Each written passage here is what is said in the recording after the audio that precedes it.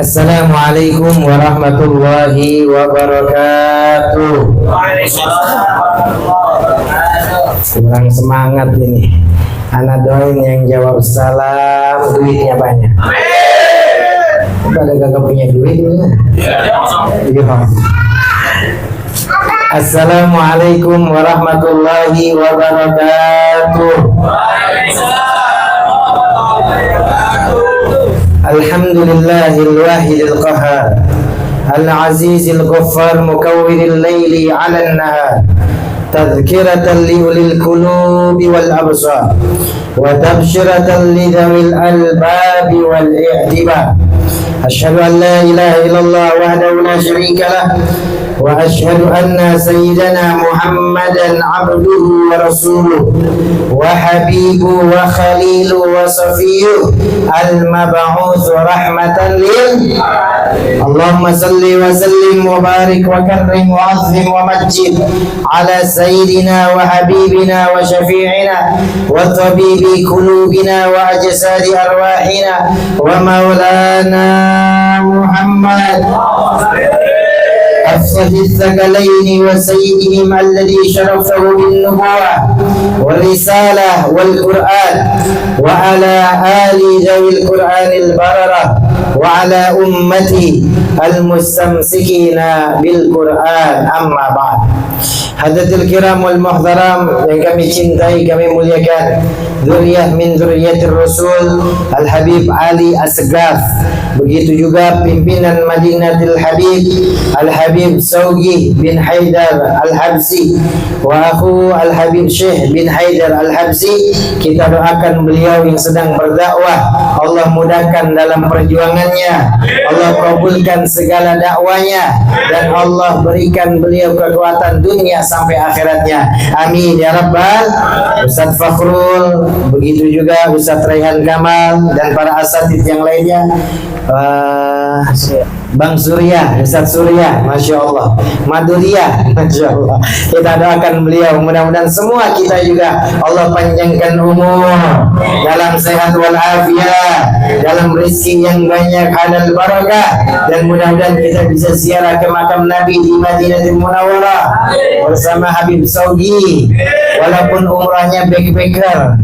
Ya, sama guru anak Habib Hasan 15 juta setiap akhir tahun, antum niatin dari sekarang, insya Allah kita berangkat sama Habib Saugi, nabung sedikit-sedikit 15 juta, nggak tinggal di hotel, cuman tinggalnya di apartemen, berangkat bersama Habibana, kita punya guru, mudah-mudahan kita bisa melaksanakan ibadah haji dan umrah bersama guru kita semua. Amin ya rabbal. Sedikit saya meminta maaf sebelumnya, saya dari Jonggol ya, tadi pagi di Matahari saya ceramah, jauh juga ceramah di Matahari, Insya Allah ya, cuman di mallnya adem ya, bukan di Matahari aslinya, Masya Allah. Dari Matahari ada langsung ke Jonggol Cilengsi, kemudian Habib Saugi WhatsApp, bisa hadir gak? Masya Allah, kalau udah Habib yang minta, berat untuk menolaknya. Walaupun, dan kemudian kajian online saya di keluarga komisaris libur sore ini, biasanya Sabtu Ahad sore anak ngajar online di keluarga besar komisaris Bank Syariah Mandiri. Beliau minta libur, benar Habib Saugi minta, alhamdulillah tahadus minimat saya bisa hadir di sini. Karena satu riwayat Nabi SAW punya sahabat namanya Bilal bin Rabah. Bilal bin Rabah ini sahabat Nabi yang menjadi muadzinnya baginda Nabi besar kita Muhammad Sallallahu Alaihi Wasallam. Rasulullah wafat, beliau nggak tinggal di Madinah. Nggak, kenapa? Nggak kuat, karena setiap hari, setiap saat selalu bersama baginda Nabi. Ya Bilal, waktu salat, ya Rasulullah, waktu saling mengingatkan satu yang lain, watawasau bil haq, watawasau bis sabr, mengingatkan yang benar, mengingatkan kesabaran, mengingatkan daripada nasihat. Walaupun Nabi Sallallahu Alaihi Wasallam, akhirnya Nabi wafat, Bilal nggak kuat. Setiap saat, setiap waktu, 5 waktu salat selama sehari semalam, beliau selalu berjumpa sama Nabi. Nabi wafat, hatinya kosong, hampa, maka beliau tidak kuat. Setiap tinggal di Madinah, melihat sudut, melihat sana, melihat sini, beliau terlalu sering mengingat baginda Nabi kita Muhammad Sallallahu Alaihi Wasallam, sehingga beliau pindah ke Syam. beberapa hari, beberapa bulan, beberapa tahun, sampai Rasulullah datang ke dalam tidurnya Bilal bin Rabah. Memang Nabi katakan dalam satu riwayat, "Man ra'ani fil manami fa innahu yarani." Barang siapa yang berjumpa denganku dalam tidurnya, maka sesungguhnya itu adalah aku. Mudah-mudahan kita semua bisa mimpi Nabi Muhammad. Mudah-mudahan kita bisa bertemu dalam tidur kita bersama Nabi Muhammad. Syaratnya satu, ikuti sunnahnya, jangan pernah tinggalkan pengajiannya, dan beli kitab Asyama'ilul Muhammadiyah. Asyama'ilul Muhammadiyah ini karangan Imam Tirmidzi. Anak-anak, walad anak Ali, umur 4 jalan 5 tahun, setiap mau tidur dibacain sama uminya kitab Asyama'ilul Muhammadiyah. Sampai dia bertanya, bagaimana hidungnya Rasulullah, bagaimana alisnya Rasulullah, bagaimana rambutnya Rasulullah, bagaimana akhlaknya Rasulullah, bagaimana cara makannya Rasulullah, bagaimana cara duduknya Rasulullah, bagaimana cara-cara kesan Rasulullah, ada dalam kitab Asyama'ilul Muhammadiyah karangan Imam Tirmidzi. Harganya murah, kitabnya murah. Antum mau baca yang ada kitab bahasa Arabnya boleh, mau baca terjemahnya boleh, yang dua-duanya kitab Arab dan terjemah boleh, ada juga yang hanya terjemahnya juga boleh. Kitabnya nggak mahal, mudah-mudahan kita bisa mimpi Rasulullah. Amin ya Rabbal. Kemudian Nabi datang, kedatang mimpinya Bilal bin Rabah. Bilal, kenapa engkau tidak ziarah ke makamku? Kenapa engkau tidak datang ke Madinatul Munawwarah untuk menziarahi daripada kuburku? Apakah kau mengatakan aku wafat, aku mati? Padahal Allah Subhanahu wa taala telah menyatakan dalam Al-Qur'an, "Wala takul liman yuqtalu fi sabilillah amwat, bal ahya walakin la tashurun." Jangan sekali-kali mengatakan orang yang mati hanya di jalan Allah, para syuhada, para aulia, para sholihin, amwat, mereka mati. Allah nyatakan bal ahya, akan tetapi mereka hidup, walakin la tashurun, tapi kita tidak menyadarinya. Kalau tingkat wali Allah katakan hidup, lalu bagaimana para anbiya? Dalam satu riwayat Nabi bersabda, "Al-anbiya ahya'un fi kuburihim." Semua para nabi hidup dalam kubur mereka. Kau katakan saya wafat, wahai Bilal. Maka setelah mendapatkan nasihat dalam mimpinya, Sayyidina Bilal bin Rabah datang ke kota Madinah. Sampai di kota Madinah ketemu Sayyidina Abu Bakar Siddiq. Sayyidina Abu Bakar minta, "Bilal, kau azan sebagaimana kau azan di zaman baginda Nabi." Bukannya nggak mau taat, bukannya nolak, tapi Bilal nggak sanggup mengumandangkan azan di mana Nabi Muhammad telah wafat atau telah dibumikan. Maka Sayyidina Umar datang, ditolak. Sayyidina Utsman, semua asratul mubasysyirin bil jannah memohon dan meminta. Sayyidina Abdurrahman bin Auf, Talha bin Ubaidillah, Sa'ad bin Abi Waqqas, Zaid bin Amr bin Nufail, Ubainah bin Jarrah, Zubair bin Awam, semua meminta agar Bilal azan di mana waktu azannya waktu Rasulullah masih hidup. Ditolak semua. Kemudian Sayyidina Al-Hasan wal Husain, yang mana Sayyidina Al-Husain khususnya beliau syahid pada bulan Muharram. Kalau kita bacakannya di hari Karbala, tanggal hari Asyura 10 Muharram, kita nggak kuat, pasti kita nangis, pasti kita teriris-iris hati kita melihat perlakuan Yazid bin Muawiyah laknatullah alaih dan serta Abu Ziyad yang diperintahkan untuk membunuh Sayyidina Al-Husain karena urusan perpolitikan, karena urusan duniawiyah. Kemudian datang Sayyidina Al-Hasan Husain, yang mana baginda Nabi selalu naik di punggungnya, selalu naik ketika Nabi Rasulullah melaksanakan sholat. Maka beliau mengatakan ini adalah dua pemuda, pemimpin dua pemuda kelak yang ada di surga. Kemudian datang Sayyidina Al-Hasan wal Husain meminta kepada Bilal bin Rabah untuk dikumandangkan azan sebagaimana engkau azan di zaman kakekku Rasulullah. Lalu bagaimana Bilal bertanggapan?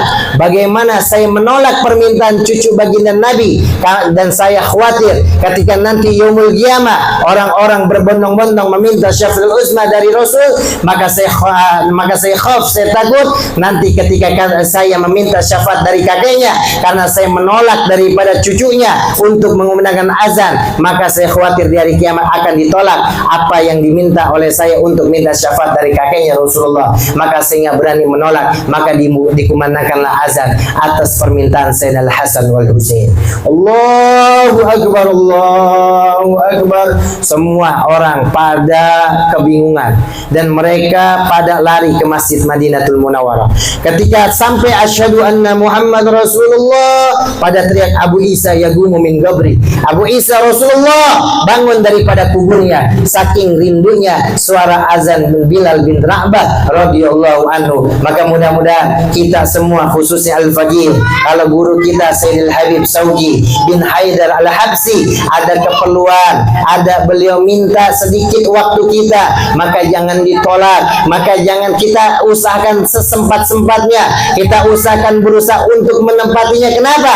Agar kita menjadi sebab dengan permintaan cucunya, maka kita kelak di yaumul qiyamah mendapatkan syafaat usmah dari kakeknya Rasulullah sallallahu alaihi wasallam. Amin ya rabbal. Kemudian saya tadi nanya sama Habib Zogi, Habib baca kitab apa ceramah? Baca kitab apa? Safinatun Najah. Babnya bab apa? Bab tayamum katanya. Saya nanya sama Ustaz Fahrul, kitabnya kebawa sama Habib ya? Nggak ada. Saya minta maaf. Yang sebesar-besarnya dulu saya tahadus minyabat hafal. Waktu saya ingin berangkat ke Rubat Tarim, ya di Cijurai, di tempat Al Habib Al Maghfurlah Al Habib Abdurrahman bin Syekh, ya Al Atos yang beliau baru meninggal dunia. Mudah-mudahan Allah Subhanahu wa taala jadikan kuburan beliau selalu raudhah min riyadil jannah, dan Allah wafatkan beliau dalam keadaan husnul khatimah. Amin ya rabbal. Dulu waktu SMP ya sanawiyah, ana berangkat tuh pengen ke Rubat Tarim. Ya, syarat kita berangkat ke Rubat Tarim, Habib Salim bin Abdullah Sadri zamannya Habib Hasan bin Abdullah Syadiri, itu harus kita hafal mutun. Ya mutunnya itu dari Cijurai Al Mashhad Habib Abdurrahman bin Syekh Al Atos yang warid tentang daripada beberapa kumpulan-kumpulan seperti Safinatun Najah, Risalatul Jami'ah, Arba'in Nawawi, Aqidatul Awam, kemudian apalagi Baikuni, ya kemudian Jurmiyah, itu harus hafal sebelum kita berangkat ke kota Tarim, ya ke Rubat Tarim khususnya. Setelah saya hafal 2 bulan kurang lebih saya di sana, saya izin sama guru saya Sayyidina Habib Segaf bin Madi bin Syekh Abu Bakar bin Salim, maka beliau tidak mengizinkan. Beliau bilang hada Tarim, hada Maroko, hada India, hada Makkah, hada Madinah. Semua ini yang saya udah belajar ke beberapa Timur Tengah, saya terapkan di pondok saya, kata beliau Habib Segaf bin Madi bin Syekh Abu Bakar bin Salim, sampai saya tidak jadi berangkat. Tapi kepingin hati pengen berangkat ke kota Tarim, pengen berangkat kuat, etikat yang kuat, sampai beliau wafat. Akhirnya Al Habib Muhammad juga putra pertama beliau nggak mengizinkan.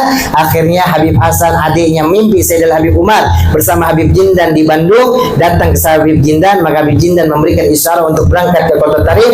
Akhirnya saya dapat perintah dari abangnya Habib Muhammad untuk menemani adiknya Habib Hasan belajar di Darul Mustafa, dan begitulah bertemu dengan Al Habib Saugi bin Haidal Al Habsi di Darul Mustafa. Mudah-mudahan silaturahim kita semua di sini bisa menambahkan keberkahan hidup kita dunia sampai akhirat. Amin ya rabbal.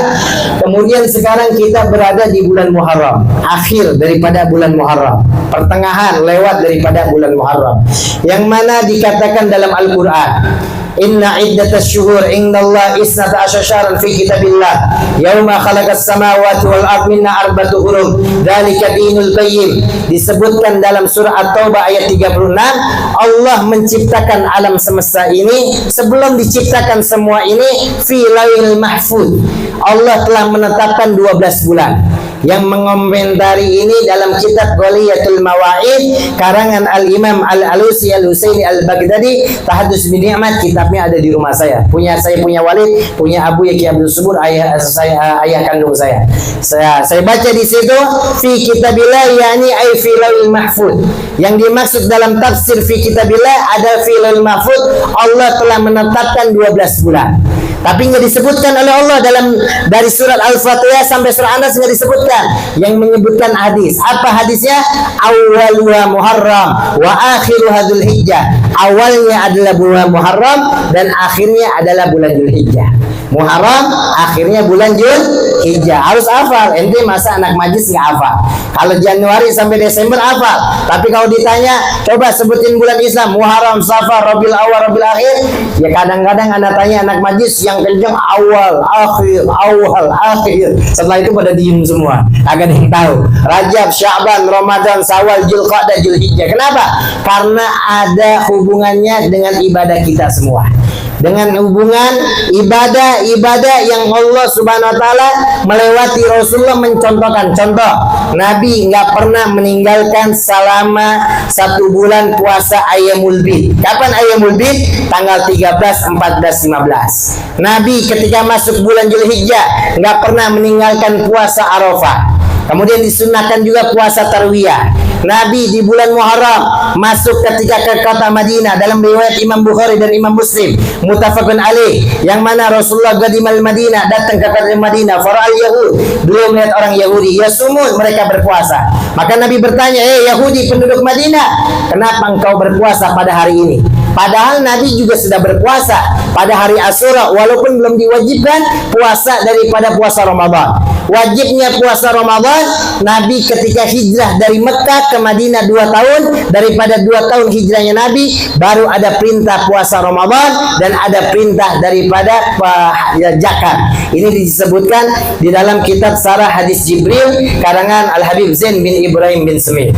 Saya punya mertua besan, saya punya adik kandung nih, nikah sama Kiai Mafsur Ridwan. Kiai Mafsur Ridwan ini murid langsung Al-Habib Zain bin Ibrahim bin Semih. Dan saya ngaji sama beliau 3 tahun setengah. Tabarukan Ustaz Raihan Kamal dari baca kitab bin Hajus Sawi Tadus bin Nikmat, saya ngaji sama beliau. Sanadnya langsung kepada Al-Habib Zain bin Ibrahim bin Semih. Dan beliau ini satu angkatan dengan Habib Ahmad, dengan Habib Segaf Baharun, Kiai Mafsur Ridwan ini dengan Habib Ali ya Baharun, itu satu angkatan. Dan beliau memang Tadus bin Nikmat sebelum berangkat ke Madinah beliau sudah alim. Beliau ngaji di Langitan, ya di Pondok Langitan, udah alim, nahu sorabnya. Kemudian ketika belajar ke Habib Zain bin Ibrahim bin Semih, Habib Ridho bin Yahya itu satu angkatan. Nah, itu ketika beliau sampai di sana, beliau niat khidmah sama Al-Habib Zain bin Ibrahim bin Semih dan para santrinya. Sehingga beliau menjadi tukang masak dan pemegang uang santri-santri Habib Zain bin Ibrahim bin Semih. Jadi tabungannya tuh yang megang Kiai Mafsur Ridwan. Tadus bin Nikmat, beliau jadi besan saya sekarang, adik kandung saya. Setelah saya mondok sama beliau, adik kandung saya mondok, Ustaz Muhammad Wasil Khair. Kemudian ketika beliau lulus diminta jadi mantu dan sekarang megang pesantren At-Thaibah yang ada di Pasuruan, Gondang Wetan. Mudah-mudahan semua kita punya keluarga mendapatkan ilmu yang bermanfaat dan ilmu kita juga bermanfaat buat orang banyak. Amin ya rabbal alamin. Disebutkan. Jadi Nabi sudah berpuasa. Ya, Nabi berpuasa. Ya, sebagaimana puasa iftarada ala Bani Israel. Allah mewajibkan berpuasa terhadap Bani Israel 1 tahun 1 hari. Kapan? Yaitu hari Asyura. Maka ketika Nabi datang ditanya, kenapa ente puasa Yahudi penduduk Madinah? Wa yaqulun, mereka mengucapkan, hadza yaumun azim, ini adalah hari yang agung. Anjallahu Musa wa qauma wa agrada Fir'aun wa qauma. Allah selamatkan Musa dan kaumnya dan Allah tenggelamkan, binasakan Fir'aun dan bala tentaranya. Jadi ketika Nabi Musa ini mau dibunuh sama Fir'aun, ketika itu tidak ada jalan lagi. Kanan kiri udah dikepung sama tentara Fir'aun. Depan ini laut. Maka Nabi Musa diperintahkan oleh idrib bi'asa, kau pukul dengan tongkatmu. Ketika dipukul terbelahlah itu laut. Musa lewati itu laut, Fir'aun mengejarnya, nggak sadar, dikembalikan lagi air laut tersebut. Maka Fir'aun tenggelam dan bala tentaranya. Alhamdulillah. Saya mau nanya ente, kalau jalan-jalan ke Ancol ada Cina bawa anjing, saya mau nanya, lepas tuh anjing, lu dikejar-kejar, ada tongkat, ente pukul tuh laut di Ancol, kira-kira kebelah apa enggak? Hah? Kebelah apa digigit anjing? La ilaha illallah. Naik perahu ente dah biar selamat. Ya alhamdulillah, la haula wala quwata. Intinya apa? Intinya diselamatkan. Maka Rasulullah bersabda kepada Yahudi, mereka penduduk Madinah, nahnu ahakun wa aula minkum bi Musa. Kami adalah orang yang berhak, yang paling pantas mengikuti syariat Nabi Musa daripada kalian. Wa amara bisyami. Maka Nabi perintahkan untuk berpuasa. Kemudian sahabat bertanya, ya Rasulullah, apa bedanya kita dengan mereka? Allah panjangkan umur saya di tahun yang akan datang, maka saya akan berpuasa qablahu au ba'dahu, berpuasa sebelumnya atau setelahnya. Dalam kitab Asyiyan Talibin disebutkan Yaumat Tasu'a, hari Tasu'a tanggal 9 Muharram. Kemarin aneh nggak sempat puasa Ustaz, nggak sempat aneh berpuasa, padahal kita dapat riwayat dari Sayyidil Habib Segaf, Sayyidil Habib Umar, Sayyid Ahmad bin Muhammad Al-Maliki Tahadus bin Nikmat. Saya tahadus talaki sama beliau di Usaifah di Mekah, ya sama guru kami juga di Mekah sama Sayyid Ahmad. Nah, beliau mengijazahkan tuh yang musalsal, ya yang hadisnya tuh sanadnya sampai ke baginda Rasulullah lewat jalur Syekh Yasin Al-Fadani, bahwasannya Rasulullah ketika ditanya apa manfaat, apa fadilah puasa daripada puasa Asyura, maka Rasulullah menjawab, ahtasibu Allah ayyukaffira sanatal madiyah. Saya berharap dengan berkah puasa Asyura ini Allah mengampunkan dosa saya 1 tahun sebelumnya. Amin ya rabbal. Mudah-mudahan yang berpuasa mendapatkan sanad daripada guru-guru kita semua. Ya, Ustaz, saya belum sempat berpuasa pada hari Asyura kemarin. Kenapa? Ada kondangan, ana lihat menunya jengkol. Ya Allah, nggak kuat gue lihat jengkolnya. Ustaz, gimana nih? Ana nggak kuat, Ustaz, jengkol lagi mahal banget lagi. Akhirnya ana makan, ana nggak puasa. Lalu gimana?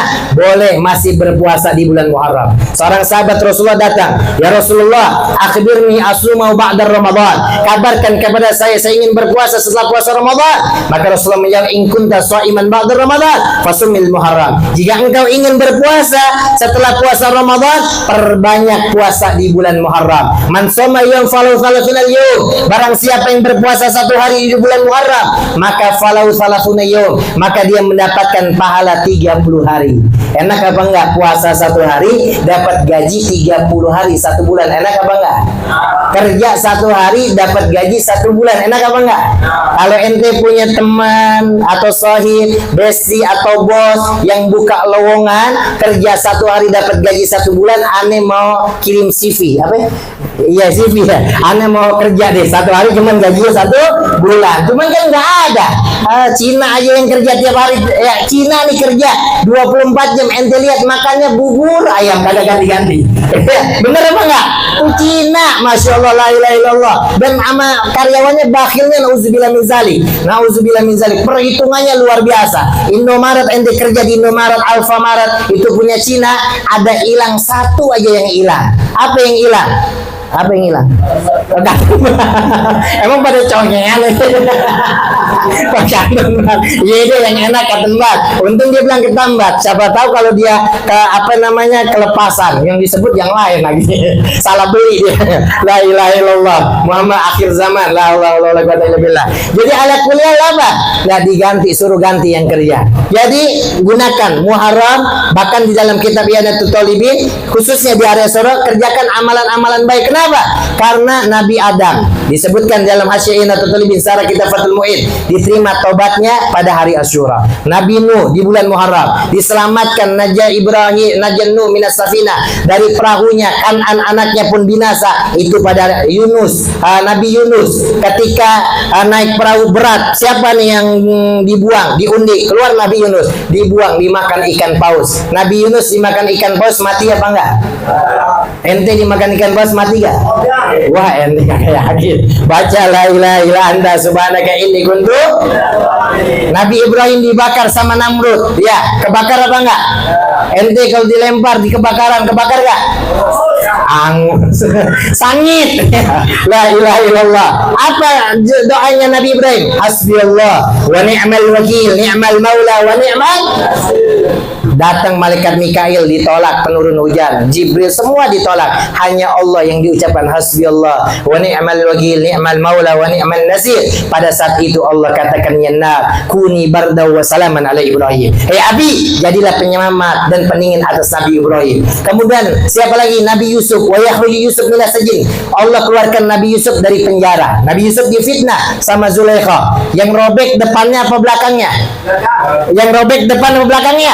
Dikunci 7 pintu, kunci pakai gembok 7 pintu. Itu Nabi Yusuf apa? Ketika ingin diperkosa sama Zulaikha, Nabi Yusuf nerima apa kabur?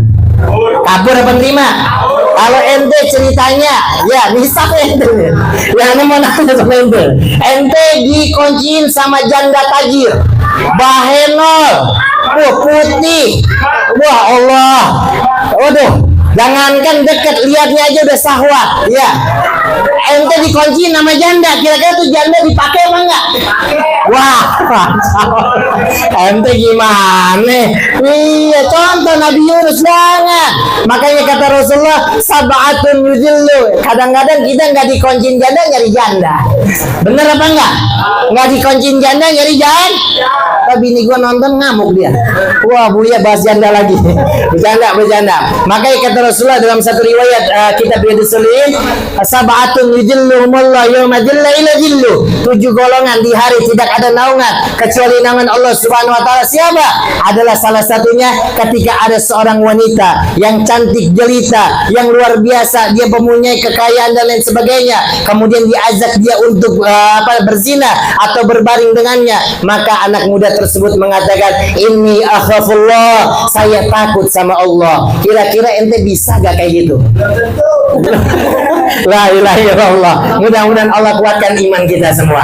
Nabi Yusuf dikeluarkan dari penjara ketika ingin diperkosa Zulaikha, padahal jelas yang robeknya belakangnya.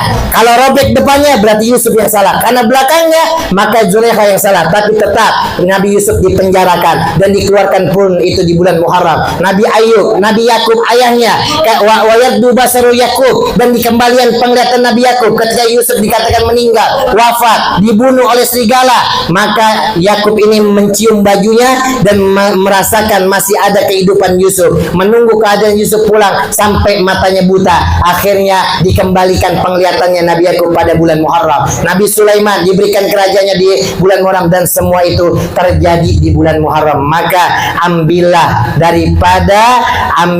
kebaikan-kebaikan di bulan Muharram. Makanya kata kitab I'anatul Talibin, sumber puasa, sholli, perbanyak sholat. Minimal kalau kemarin belum sholat 4 rakaat. 1 rakaat yukra fi kulli rakaatin ba'da suratul Fatihah. Setelah baca surat Fatihah, suratul Ikhlas, Qul huwallahu ahad 51 marrah. Baca surah Al-Ikhlas 51 kali. 4 rakaat 204 kali. Ghafarallahu dzunuba 50 aman. Allah akan ampunkan dosanya selama 50 tahun. Amin ya rabbal.